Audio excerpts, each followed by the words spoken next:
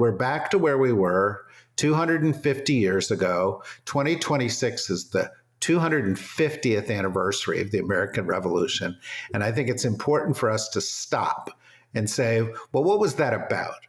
Because that was about a system in which the senior title in the United States government was voter. It wasn't president.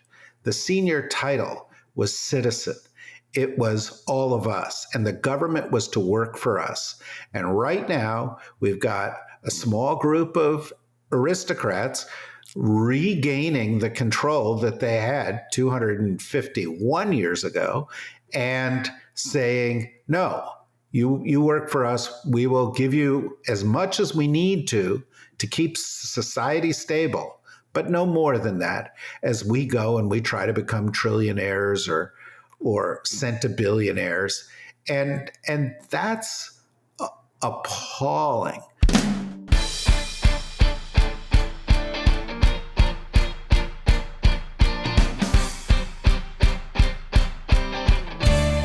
Hello, and welcome to the PoliticsGirl podcast. I'm your host, Lee McGowan. Let's get into it. When I reached out to my friend David Rothkopf immediately after the election about joining us on a podcast, I was really struggling. I was having trouble managing my fears and anger, and he was one of the first people to write something optimistic. He was able to consider what was coming for us with both realism and a cool head. And in the midst of all the hot takes, his words focused me and allowed me to settle down and be able to see the forest for the trees. And I wanted to share his perspective with you today. For those of you who don't know, David is the CEO of the Rothkopf Group, best-selling author and journalist and host of the Deep State Radio podcast.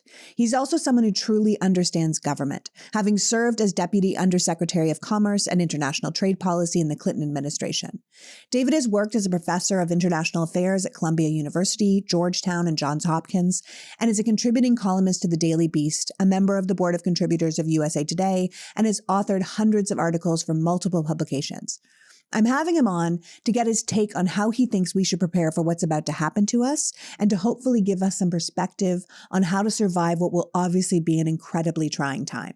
So without further ado, please welcome best-selling author, international expert, and brilliant thinker not afraid to ask the hard questions, David Rothkopf. Welcome back, my friend. It's good to see you. Well, thanks for coming. I mean, you know I love to talk to you, and as someone with a tendency to let my imagination run wild, I find your grounded perspective very helpful in these times. One of your most recent Substacks on Need to Know by David Rothkopf, which I highly recommend people subscribe to, was titled, "There Are Two Kinds of People, Those Who Get the Joke and Those Who Do Not." And in the piece, you acknowledge that these next Trump years are going to be undoubtedly hard, but you lay out some groundwork on how to best address the developments as we move forward. And you remind us that it's going to be a marathon and not a sprint, and we need to be protective of our emotional resources. As you say, we can't just lay them all out before breakfast, right? We have to kind of take it easy. So talk to me about why you wrote this piece and what you wanted us to take from these guidelines.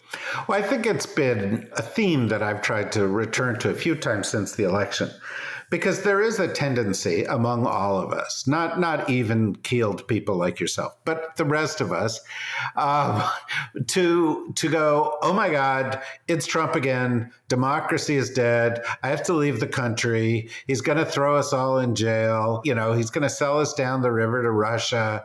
RFK Jr. is going to eliminate all of our vaccines, et cetera, et cetera, et cetera. Now, each one of those things has some foundation in our own experience. It's not as crazy as it might have sounded before.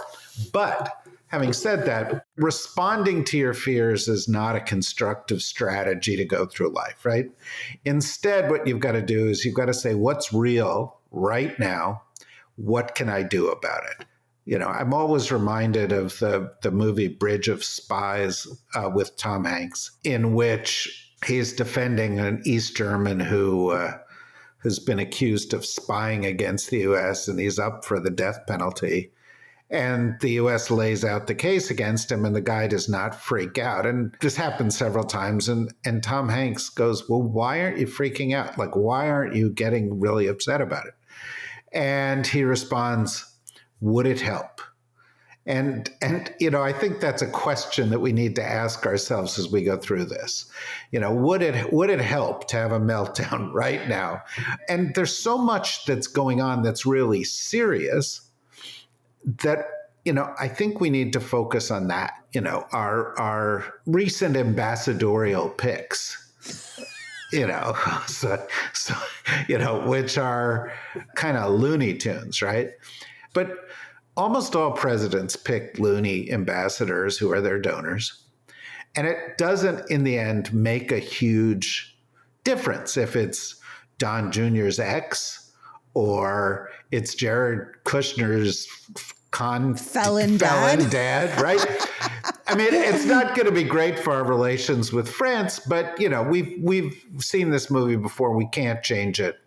There are some nominees that are really, really, really dangerous nominees. Tulsi Gabbard is a dangerous nominee.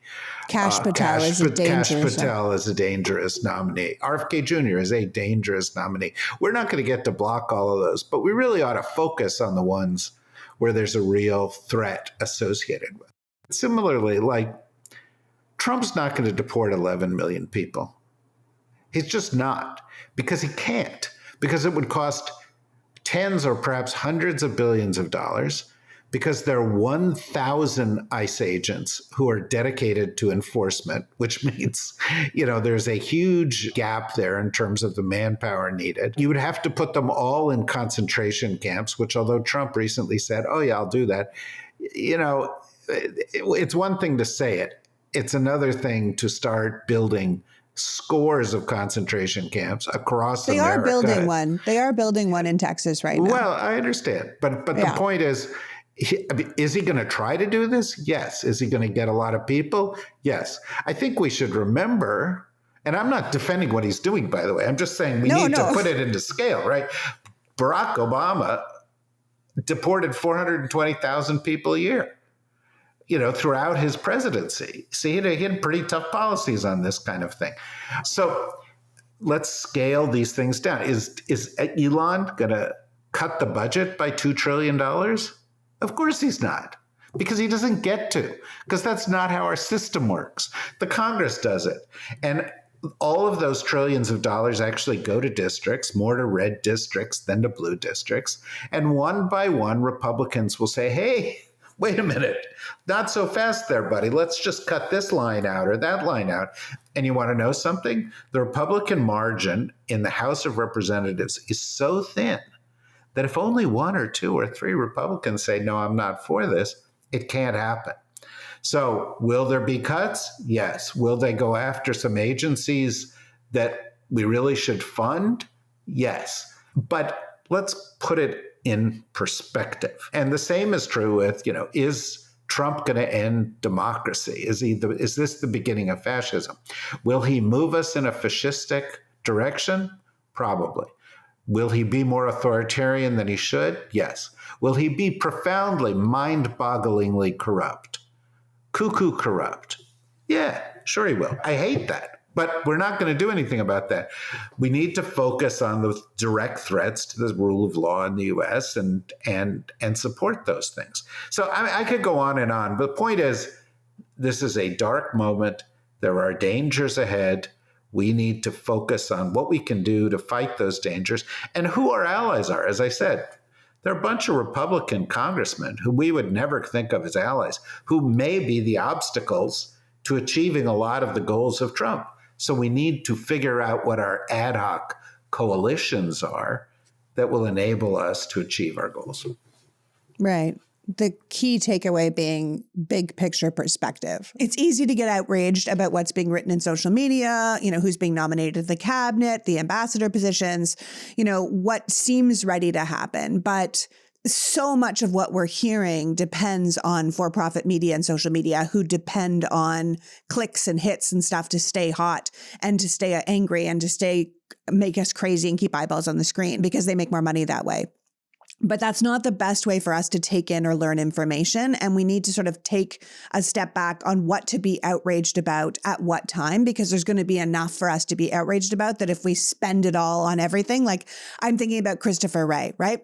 Do I wish that Christopher Wray, who, if people don't know, was the FBI director nominated by Trump, who still had a good 5 years left on his tenure, who seems to be like ready to step down and obey in advance and allow Trump to put in someone like Kash Patel as the FBI director. Do I wish he had stayed in place and made Trump fire him and remind people that there's a reason that the FBI director is a fixed 10-year term? So, the job can't just be politicized by some incoming president who wants to use the FBI as his own personal, police force. Yes, of course.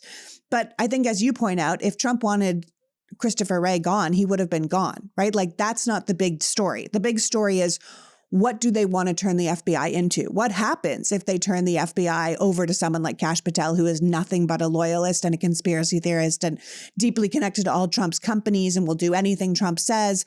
What happens to the FBI's actual job?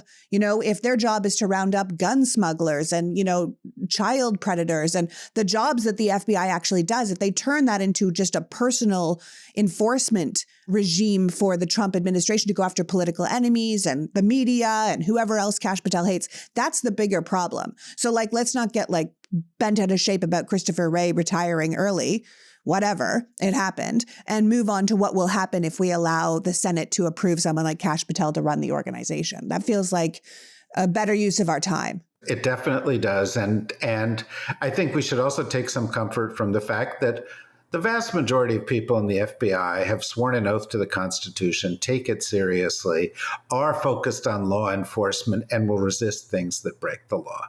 Furthermore, the vast majority of judges out there weren't appointed by Trump, and there are a lot of courts in which some of the things that he can do will be brought to. And yes, the Supreme Court has a 6-person conservative majority that doesn't seem to care much about the Constitution. But remember that the Supreme Court sees about 120 cases a year. It does not see the vast majority of American cases.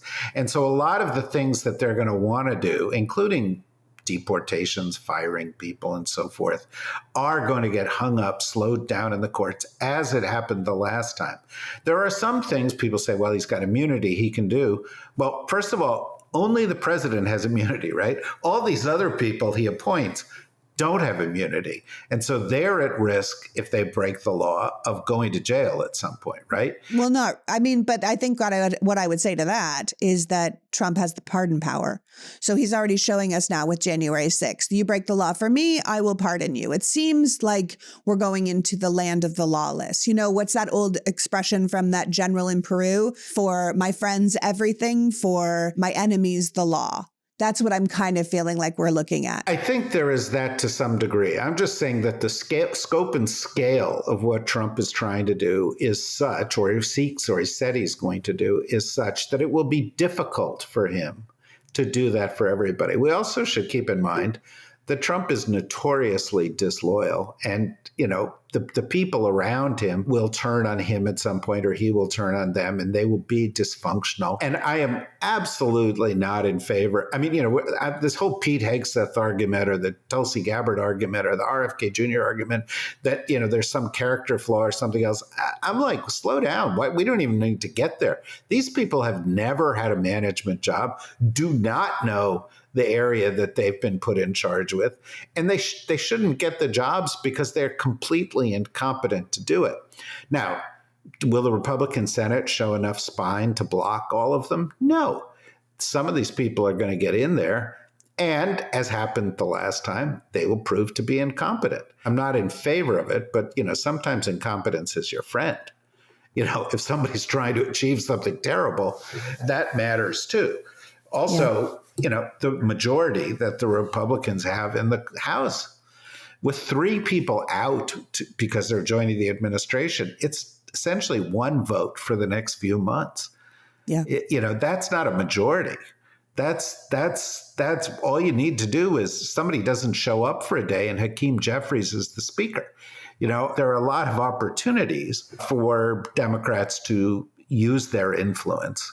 And they should. Now, by the way, and this is what my Substack is about today, It would help if the Democrats actually had leaders.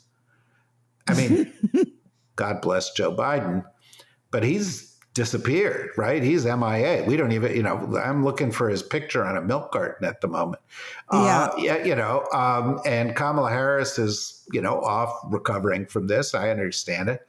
But, we have in the House and the Senate this kind of gerontocracy that is like trying to block the next generation from taking the lead.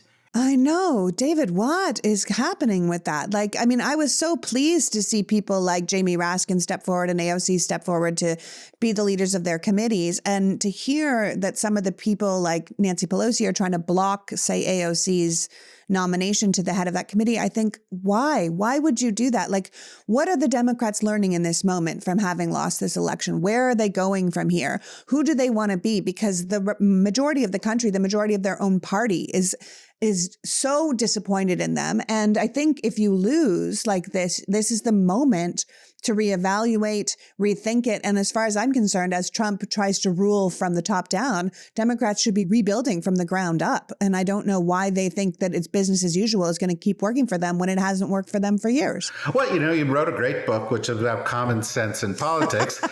And, I'm with you. That is commonsensical. But, people act in their self-interest, not in common sense. Nancy Pelosi is an American hero. We should be very grateful for her. 100%. And she's 84, and we should thank her and move on. Joe Biden should have moved on 2 years ago and passed the torch to the next generation, as he said he would do, and we need, the Jamie Raskins and the AOCs and the Jasmine Crockett's and the Chris Murphy's and, there's a long list of people. Yeah, there is. Good. We have actually quite a good bench. And that's not even to speak of governors, right? Gretchen Whitmer, exactly. Josh Shapiro, Wes Moore, Gavin Newsom, Andy Beshear.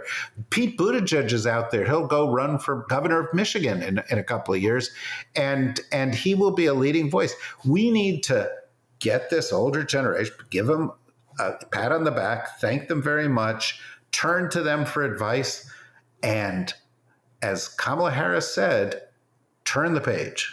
Yeah, turn the page. And I hope they figure that out, because honestly, it feels like they're going to Dianne Feinstein themselves, right into the end of times. And I don't want that. And Dianne Feinstein, someone I looked up to tremendously, but you need to know when to move along. I think it's so important. Look at Joe Biden. The first 2-3 years of his presidency were historically productive. Unbelievable. Right? And the last year, he did such damage to his legacy. And I know a lot of people love Joe Biden, and I love Joe Biden, and that's great. But let's be honest. This is about taking it too far. This happens all the time in companies, in government. People stay too long, know when it's time to move on. And frankly, I think that goes for the political consultant class as well, who ran a campaign for Kamala Harris that was suited to the election realities of 2016 and 2020, a lot of TV advertising, that kind of thing. And I would say it was suited to a lot of the things that the consultants did was, almost early 2000s, 1990s stuff. Well, right. And it was also suited to you'll forgive me for saying this, but it was also suited to ensuring that a lot of them have a nice beach house, because a lot of the money went into things where they all got a cut and their friends got a cut and they turned to their friends. And, Democrats, they need to kind of wake up. First of all, they did pretty well in the election because Kamala Harris was a good candidate. So let's not throw out the baby with the bathwater.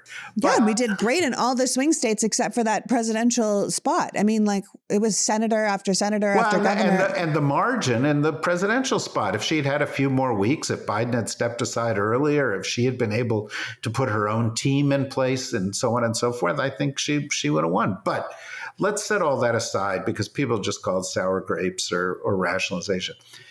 Democrats say, well, Trump won because of low information voters. Well, really? Those people get information. It's just different information. It's not that they don't get any. They would say, well, they listen to Joe Rogan or they listen to social media. 60 to 70% of Americans get their news from social media now. That genie is not going back in the bottle. Stop trying to sell buggy whips, for God's sakes. Let's get into the business of dealing with the hand we're dealt. And that means instead of saying, oh, they're low information, saying, well, what is their information? And how do we get to them? And how do we listen to them? And how do we connect to them?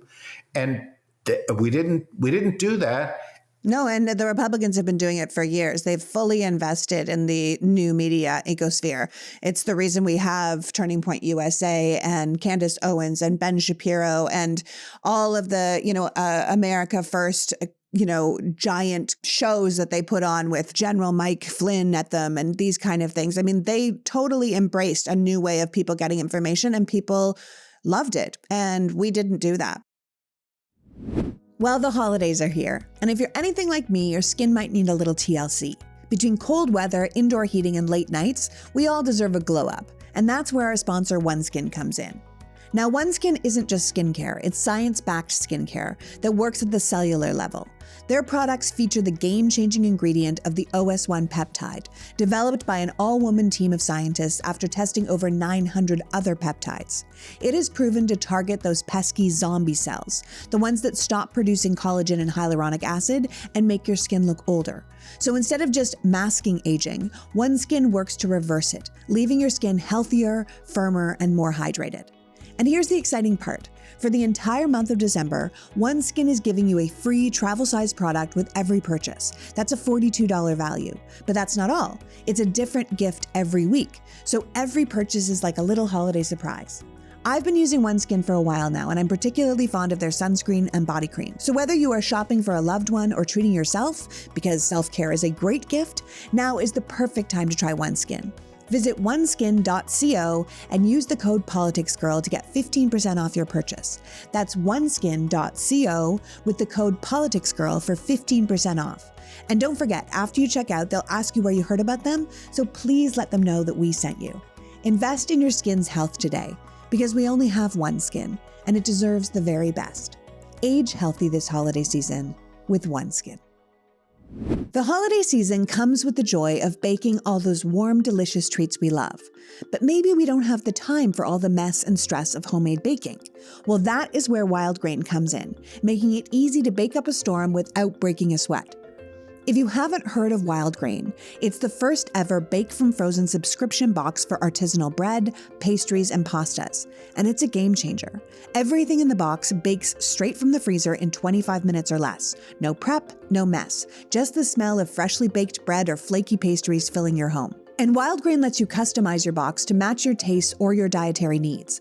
They've got their classic box, a new gluten-free box, and even a 100% plant-based box for all our vegans out there. Personally, I am obsessed with their sourdough bread. It's crispy on the outside and soft and airy on the inside. Oh, and the pastries. Those are delicious. And at the holidays, you can justify starting the day with a baked good.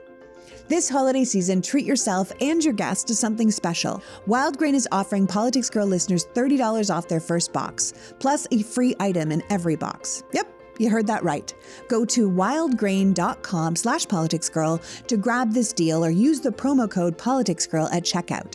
That's wildgrain.com/politicsgirl for $30 off and free goodies with every box. Trust me, you're going to love it, and your guests will too. Happy baking and happy holidays. They totally embraced a new way of people getting information, and people loved it, and we didn't do that. Well, and also, Joe Rogan, look at what Joe Rogan's past is, and people are like, well, yeah, he talks about wrestling on his show. And it's like, well, why do you think the young 18 to 24-year-old males listen to him? It's because he's talking about what they want and throwing in a little politics, which is how they want their politics. Half of the American electorate didn't vote. Yeah, 90 million people didn't vote. This is a serious challenge that Dems need to address. And by the way, it's not getting reduced. I mean, you live in California, and the LA Times is now a captive of the right. Yep. Twitter is a captive of the right. The Washington Post is a captive of the right. You're starting to see an exodus of people from the Post. And Democrats need to sort of step up and say, what do we do? But the answer, by the way, is not have a Democrat buy MSNBC? Because people are not listening to MSNBC. It's not by the Post. It's, spend $10 billion and buy a PoliticsGirl podcast. Thank you. Right? No, I mean, I say this all the time because people take Joe Rogan seriously. Like, obviously, I'm not going to talk about wrestling, this kind of thing, but you might want to reconsider and talk more about wrestling. More wrestling from me. But I think the thing is that there are lots of people out here already doing the work. And the left needs to invest in the voices that are already here. Because one of the reasons Joe Rogan is taken seriously is because someone paid him $125 million to do his show and then gave him the facilities of Sirius and gave him the groundwork. Otherwise, he would just be the guy from Fear Factor and the guy from UFC wrestling. But he was legitimized by the money and the, things behind him. And then it gives him a giant audience. And I think we already have a lot of those people that we could be investing in on our side.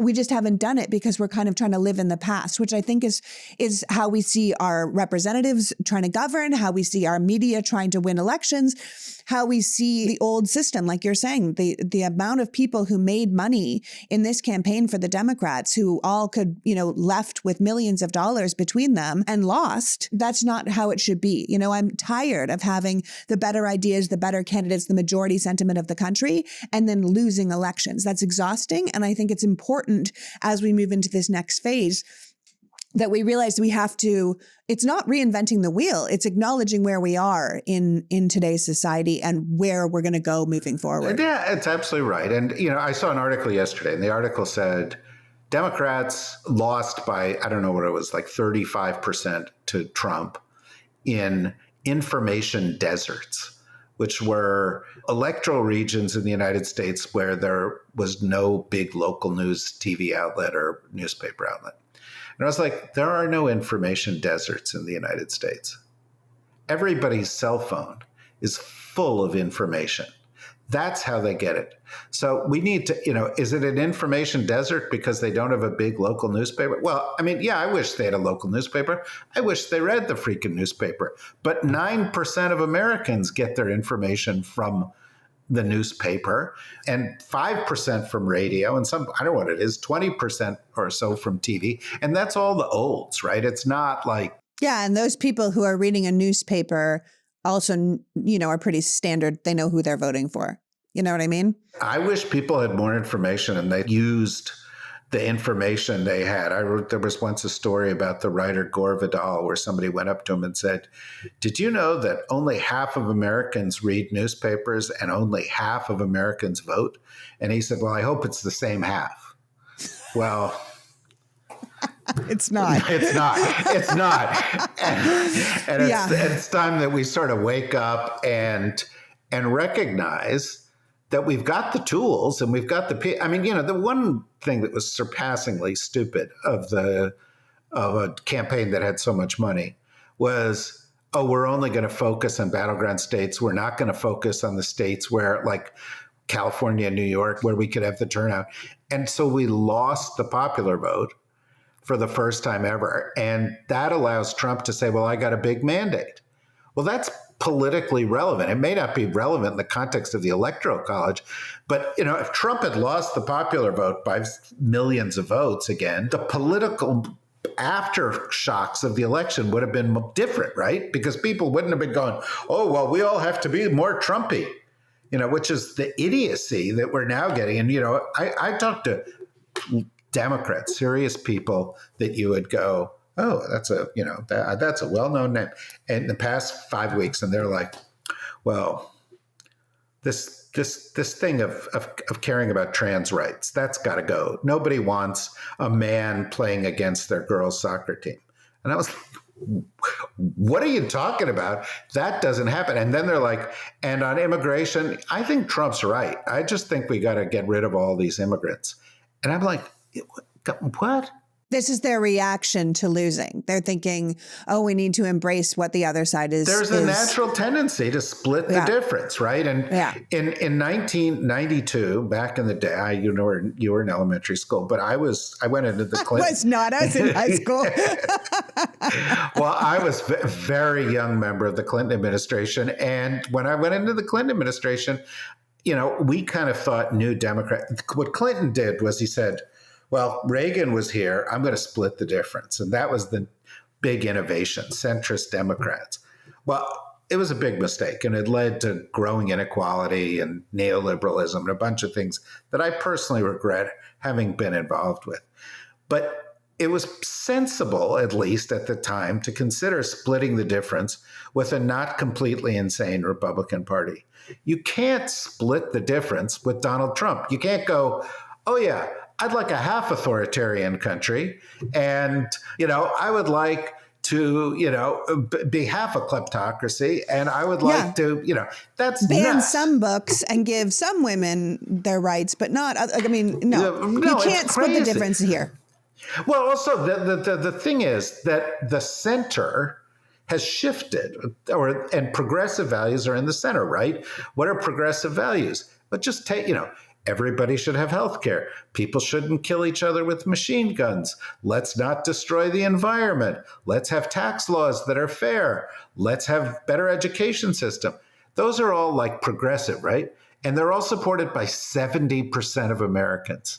So you don't have to move to the center. The center is moved to you. You have to communicate to the center that, and a two-way kind of communications, that the things you care about, one party believes in those, the other one doesn't. Yeah. And that's why I think the Democrats really need to rebuild from the ground up, that they need to change, that they need to abandon these norms and acknowledge the reality. I think people have been crazy for a long time that they haven't done that. I think we need to return to a 50-state strategy where we're strengthening local and state power and the election apparatus itself, but also we're expressing that we are the party that was looking out for you. We want you to have a living wage. We want you to have your unions. We want you to have health care and affordable college. And we think you should be educated, and we don't think you should go bankrupt for the bad luck of getting cancer. These are all positions we already have, not to mention that freedom is the number one thing Americans love. And the Democrats are 100% the party of freedom. Be who you want to be, love who you want to love, read what you want to read. That's all Democratic positions. So I think this isn't some crazy reimagining that we have to do. It's just about embracing where we already were. And I think part of that is you can't fight a rising oligarchy with your own oligarchs. You can't continue to capitulate to your own super rich and be a fully populist party. And if you want to be the party of 70+% of the country, 80+% of the country, then you have to embrace those values rather than trying to keep making money the way you used to make money. And I have to say, if I hear one person talk about reaching across the aisle to, come halfway and, like you're saying, authoritarianism, that will make me bananas. Do I think we need to try and flip some of these people, especially with such a limited majority in Congress? Of course, there's going to be 3 or 4 Republicans that are like, this sounds crazy. I can't, stand for it.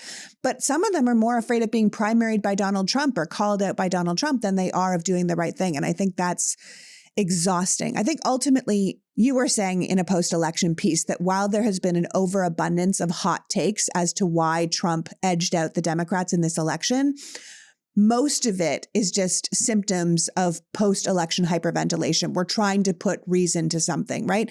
We need to remember that big picture, the majority of Americans did not vote to reject democracy. That Trump did not win some massive victory or anything even resembling a mandate, that the electorate is at best for him evenly divided, right? These are important things to keep reminding ourselves of, that no matter how much he might want to, say, run for re-election again, constitutionally, he can't. He will have to pick a successor, and he's not a long-term thinker, and he doesn't care about the country. He doesn't care about anyone other than himself. So this walking id that we now have as a leader is going to make mistakes. And he's surrounded himself by people who are all billionaires. I think his cabinet has a collective worth of $360 billion. Those are all a certain type of personality. You get to be a billionaire, you're a certain type of personality, king, master of the universe types.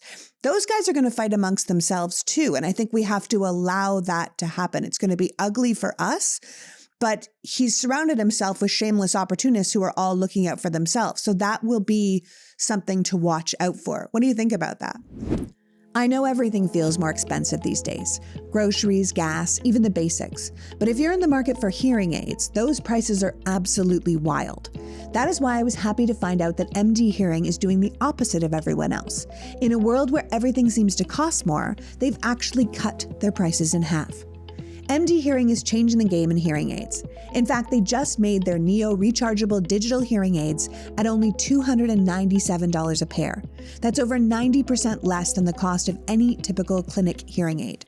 And the Neo fits snugly inside your ear, so it's practically invisible. Plus, MD Hearing recently launched the Neo XS, their smallest hearing aid yet, perfect for those who want something discreet and high quality.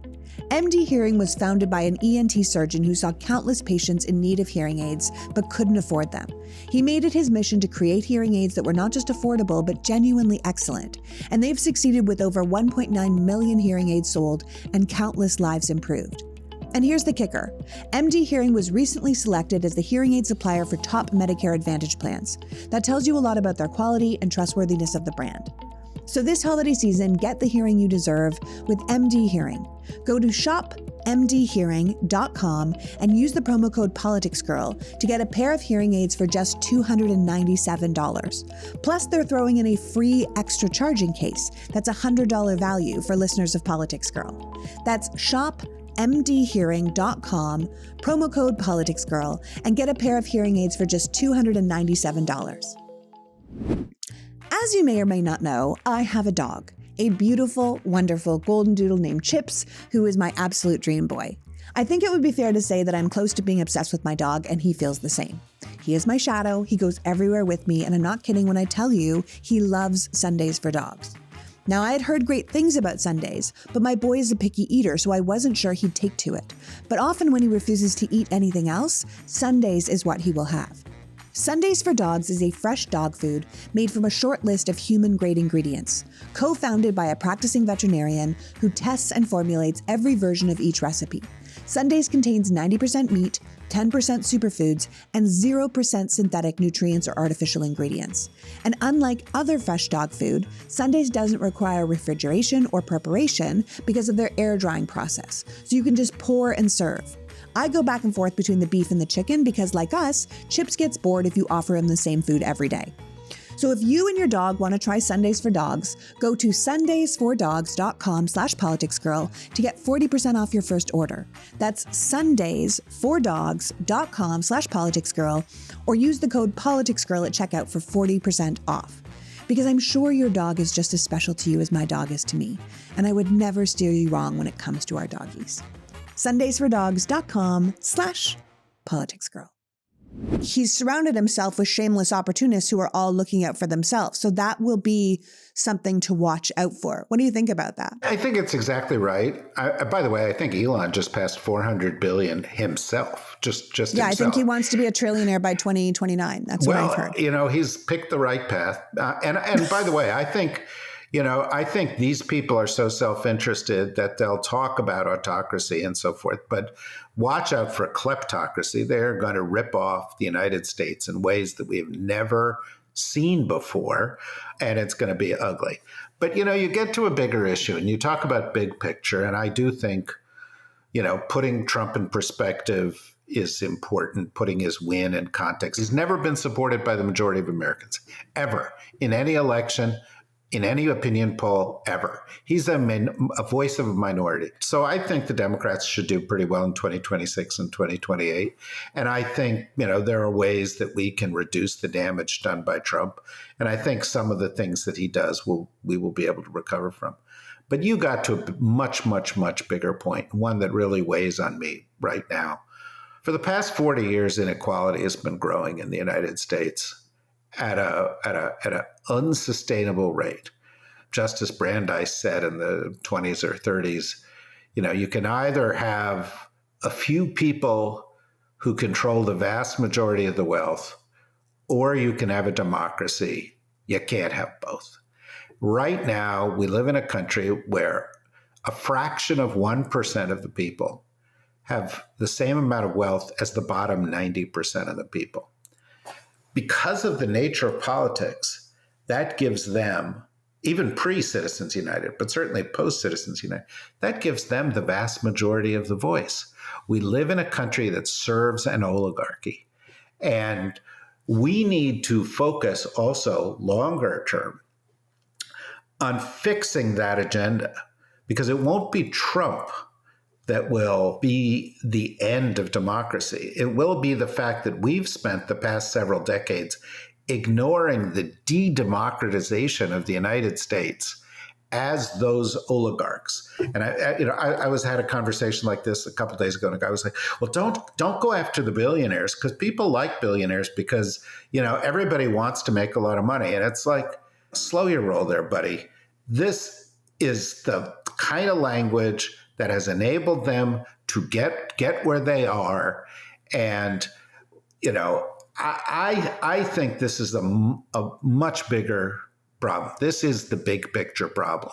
Either we're going to be a country that's run for the top 1/100th of 1/10th of 1%, by them, for them, with rules that suit them, and all the rest of us are friggin' worker bees down in the hive, getting a little bit, but essentially doing what we can do for them.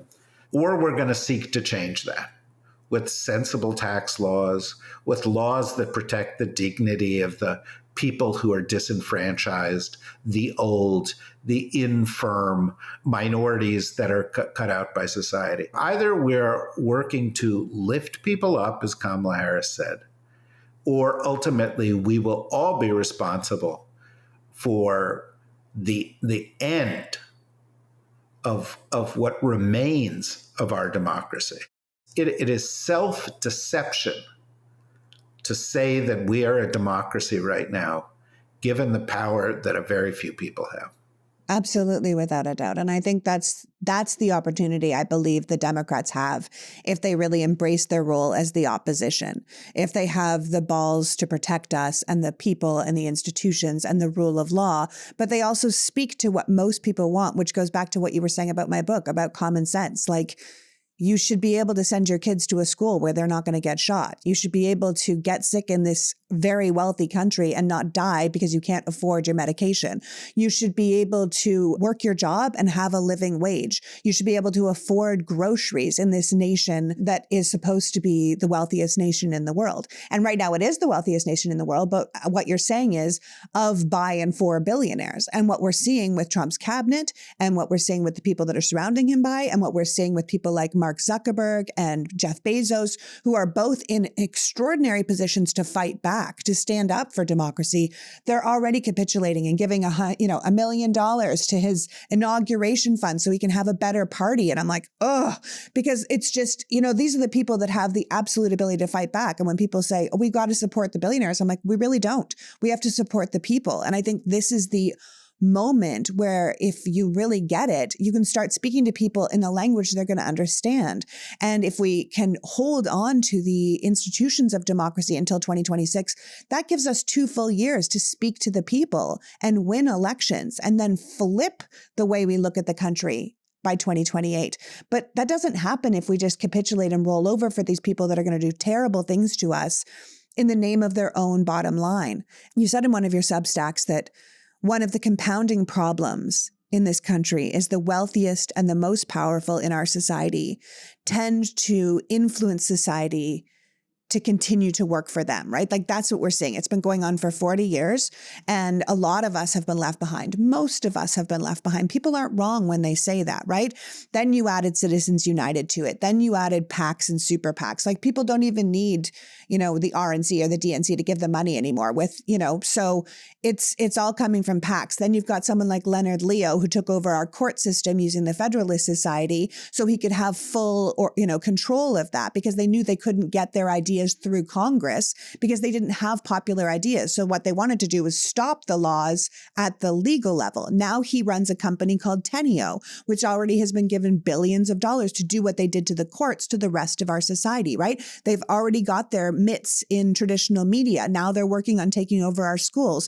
So this isn't just about winning political elections. It's about our ability to change the sentiment of the nation and to hold on to a democracy that's already on very, very shaky ground. Like we need to, and I think you've argued this too, that to produce this sort of cultural change around how Americans see their lives, how we see our society, how we see our system of government. I mean, I wrote in my book, the sixth principle is government should be a force for good. We should expect that from our government. This idea that Reagan put out there that like the scariest words in the English language are I'm from the government and I'm here to help. I'm like, why would you say that? Like, of course the government should be there to help. If you have a terrible hurricane, the government should come in and help you. If there is a pandemic, your government should be there to protect you. If there is a terrorist attack, your government should be there. The government should be there to help. And I feel like, ironically, putting people like Trump and Elon in charge might actually make it easier for us to accomplish a goal of showing the people that the system truly is rigged and it is the rich ruling over the rest of us. And maybe that gives us an opportunity to start clawing back our democracy on behalf of the people. That's what I'm hoping for. Well, I mean, it's essential if we're going to survive all of this. I said the other day that the American or the leader that we've had in this country that Trump most resembles is George III. And King of England. Right. But he wants to behave like a king. And Leonard Leo has promoted this idea of the unitary executive. And the whole idea is that the government reports to him. And, ultimately their secret idea is that the government therefore can be made to report to this few people who've got a lot of money, an aristocracy that picks a king. Right. And so where are we? We're back to where we were 250 years ago. 2026 is the 250th anniversary of the American Revolution. And I think it's important for us to stop and say, well, what was that about? Because that was about a system in which the senior title in the United States government was voter. It wasn't president. The senior title was citizen. It was all of us, and the government was to work for us. And right now, we've got a small group of aristocrats regaining the control that they had 251 years ago and saying, no, you work for us. We will give you as much as we need to keep society stable, but no more than that as we go and we try to become trillionaires or centibillionaires. And that's appalling. And by the way, it's got some other, it's like we're living in an era in which where there's about to be a technological revolution with artificial intelligence. The people who are behind that revolution are now behind Trump because they don't want him to regulate what they do. And you can build into these systems biases, prejudices, things that will be institutionalized now in the software that governs our daily lives if we're not careful. And so it gives them yet another tool for the consolidation and maintenance of their power over us. And this is not an overstatement. This is not like some kooky, guy in a soapbox on a street corner in the middle of the Depression. This is our reality. And Americans get it. I mean, we've had this horrible episode in the past couple of weeks where a guy was murdered in cold blood in the street in New York City. That is appalling, and it is never okay. But we have to learn from what the response has been. The American people are disgusted with being taken advantage of, with being the only society in the developed world where healthcare is not a right. The only one where the leading cause of bankruptcy in the United States is medical expenses. The people are angry. Justifiably angry. Justifiably That's the thing. angry. Like, this is if you're talking about an aristocracy and top-down rule, and the people that have their parties and, build their spaceships and do their stuff. We've done this in, pre-French Revolution France. We did this in the Gilded Age in America. We have done this where the people are the peasants and we do what we can to, serve the masters, and they can treat us how they want, what they want. I've always said that they didn't want to just roll back women's rights. They wanted to roll back civil rights and workers' rights and everything that they could to get back to some form of the Gilded Age. And we have to be aware that there also is a historical pitchfork age where people come for the oligarchs. And I think there's a reason people like Mark Zuckerberg are building huge compounds and bunkers under the ground in Hawaii. And it's not because of the aliens, it's because of the people.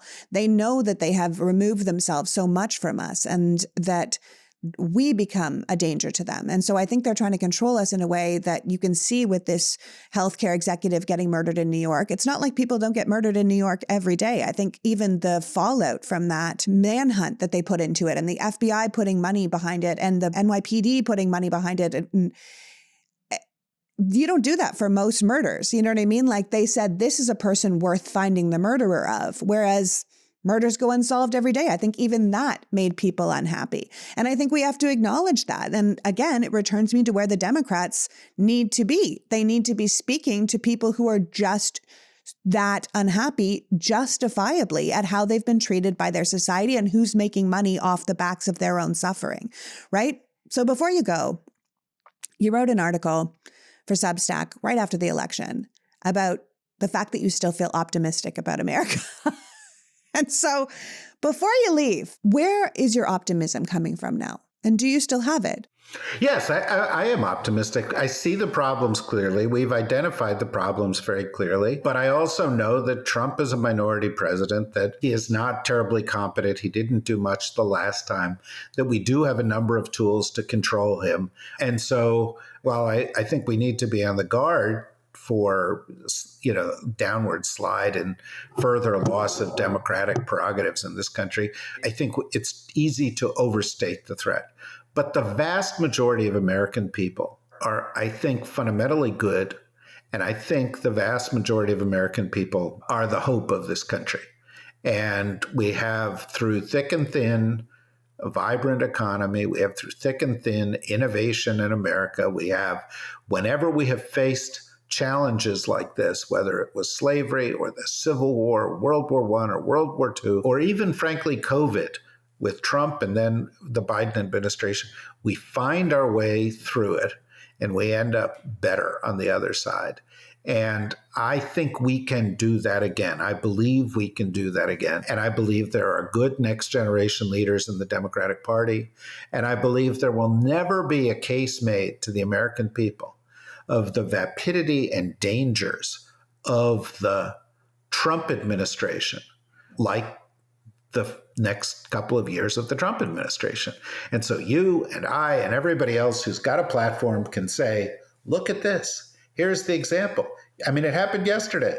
All of a sudden, Trump, who ran on the cost of eggs is too high, said, it's really hard to get the cost down.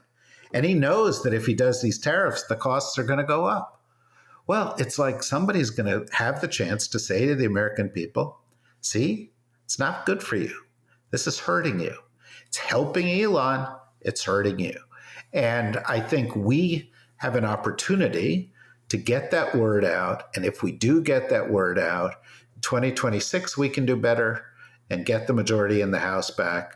In 2028, we can win the presidency back and we can fix some of this stuff. And hopefully we will learn from where we've fallen short. So, look, where there's life, there is hope. And we have life, so we have hope. Which is also why we need good leadership and messaging on our end, so we can pick those people up as they see the things that are hurting them and build a true opposition to what's going on and make it a short stint. I always say, just throw sand in the gears of the fascist machine as it tries to get up and running. Point out that the tariffs are raising prices. Point out that they've disrupted our supply chain. Point out that their tax cuts are hurting us and helping them. Point out that stripping away the rights of Americans is detrimental and against our essential freedoms. We have to keep pointing it out. And I think that's why the Democrats need to either lead or get out of the way during this period of time. I want to thank you so much for joining us today, David. I mean, you're a historian of politics and power. And you've said that everything you know suggests that at the end, progress always triumphs. And it doesn't mean that it won't come after incredible hardship, but it also means that it's not all over. And I think that's something that we need to really hang on to, that we're going to need to fight during this period of time, but we could end up somewhere better, somewhere better like we did after the civil rights movement, somewhere better like we did after the women's rights movement. I went to an event last weekend with Democrats in Palm Springs, and most of the leaders are women in their 70s. And they were like, forget this, like these young girls, they don't know. We fought, we did this. We burned our bras. We fought in the streets. We couldn't sign leases. We couldn't get our own cars. We couldn't get our own houses. We've done this before. We'll do it again. They were so fired up, and their lack of fear was contagious. I found them inspirational. And I think there's a lot of people out there who feel like that, right? So please let people know how to follow your work moving forward into this new world, because we're going to need thoughtful thinkers like you as we move forward to know where we're going and where to get true information. Well, it's nice of you to say that. I do have a Substack. Always. I do have a Substack called Need to Know, David Rothkopf, Substack.com. I'm at Blue Sky. I'm off of Twitter altogether because I think it's a bad place run by a bad man. And I'm finding Blue Sky to be terrific. I think they've got 25 million users right now. It's a great place. And of course, I have a company that does podcasts. We do 15, 17 podcasts a week. It's going up in January. It's called the DSR Network, dsrnetwork.com. And I hope people will go there or read the columns I write every week at the Daily Beast. Absolutely. So we're moving forward. We block the worst of the hardship. We slow them down. And between now and 2026, we protect our democratic institutions and really stand behind leaders that want to fight. And we take care of each other. We have to maintain our sense of humor. We've got to get through this. We shouldn't despair. And when people are naturally despairing because there's some difficult things happening, we have to lift them up and focus on what's possible and work for it. Yeah, work for it. Not on our watch. Not on our watch. Exactly. Thank you, David. Thank you very much, Lee. So that was David Rothkopf, reminding us not to get mired down in the minutia of this next administration, but to keep a perspective on the bigger picture. Ask yourself, what is real right now, and what can we do about it? That while Trump can do a lot of damage to our institutions, our way of life, our rule of law, damage that we must be on guard and fight against, one of the biggest things to acknowledge as we work to restore democracy in America is that American democracy has always been flawed. That we have always favored a select few over the many, and that in itself must change. This new kleptocratic oligarchic government will only put a giant spotlight on the American aristocracy. And with good leadership, proper messaging, and the protection of our democratic institutions, we can wrestle that power back from them with the majority of the nation behind us. These monsters will overreach, and we have to make sure their hubris is ultimately their downfall. I want to thank David for joining us today and you for caring enough about this country to be here. Now go look out for each other and rest up for the fight ahead. Until next week, PG out. Before you go, I just want to say if you're a premium member of this podcast, thank you. And if you're not, please consider supporting my work. The mainstream media has let us down, and now more than ever, it is essential that those of us doing independent work are supported. One of the main reasons this election played out the way it did was the power of the right-wing media ecosystem. It is so far-reaching and well-funded that their propaganda was so effective. The extremists have been able to shape the mindset of a fair amount of this nation, and our side just did not invest in independent voices like we needed to, and we have to fix that now. So if you aren't a member of PoliticsGirl Premium, please consider going to politicsgirl.com and signing up. I can't continue this now potentially dangerous work without your help. The beauty of signing up to support me is that you will get this podcast ad-free along with all of my short rants sent directly to your inbox. So even if my work is silenced on social media, you will still get access to the truth.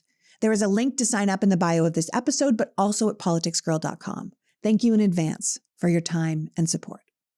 The Politics Girl podcast is written and performed by me, Lee McGowan, in partnership with the Midas Media Network, and produced and edited by Happy Warrior Entertainment. All rights reserved.